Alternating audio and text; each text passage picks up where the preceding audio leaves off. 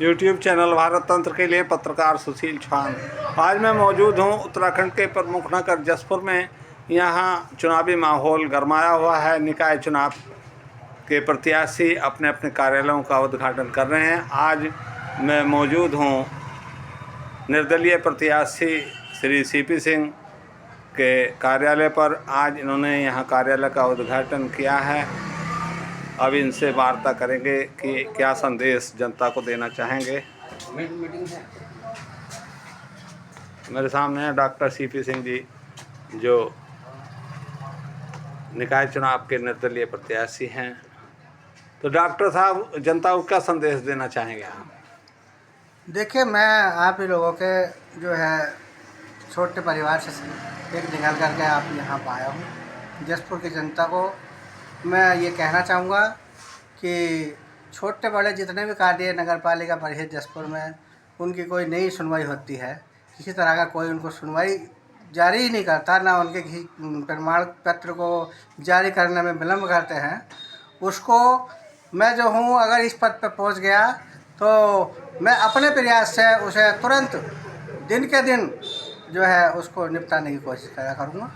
और जैसे जसपुर में नगर पालिका परिषद में कोई नगर पालिका में शिकायत सुझाव पत्रिका का कोई समाधान नहीं है, मैं उसके संबंध में भी जो नगर पालिका में एक शिकायत सुझाव जो है काउंटर की स्थापना करूँगा। और जो है जिससे कि उनके जो है 1 हफ्ते के अंदर अंदर सभी कार्यों की सुनवाई पूर्ण हो सके। और इसी के साथ मैं ये कहना चाहूँगा, इस बार जसपुर में नगर पालिका परिषद के द्वारा जो हाउस टैक्स की बेहिसाब बढ़ोतरी करी गई है, यानी कि उसको 10 गुना 15-20 गुना बढ़ा दिया गया है, उसको अगर मैं इस लायक हुआ तो उसको सर्वप्रथम उस पर जो है विराम लगाकर पहले जैसा ही टैक्स उनको नगरवासियों को जो है उपलब्ध कराऊंगा।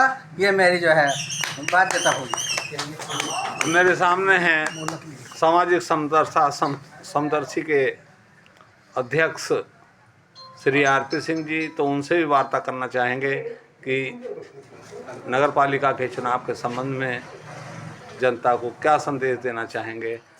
हाँ सिंह साहब, बताइए। मेरा संदेश जनता को ये है कि अब तक लगभग मुझे 36 साल हो गए, यहाँ पर ज़्यादातर बिना पढ़े आदमी जो है हमारे नगर को संचालित किया है चेयरमैन ने। और उसमें जितना भी चारों तरफ जो लूट खसोट मचाई है, इवन जो है कुएँ तक जो वो सारे भेज दिए गए, उनकी एक तो मैं चाहूँगा कि उनकी जांच हो।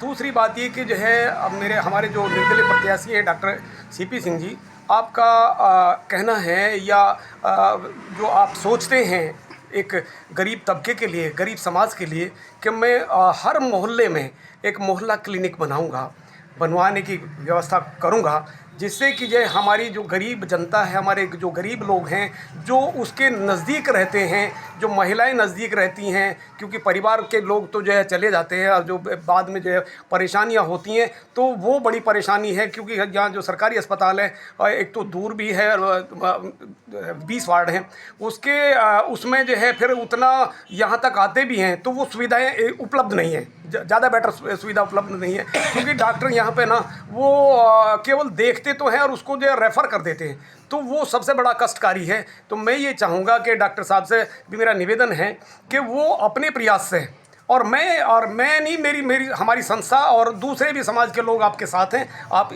हम आपके साथ कंधे से कंधा मिला करके काम करेंगे। आप देखिएगा, आप चलें और अब पीछे पीछे कारवां बनता चला जाएगा। Thank you very much. धन्यवाद।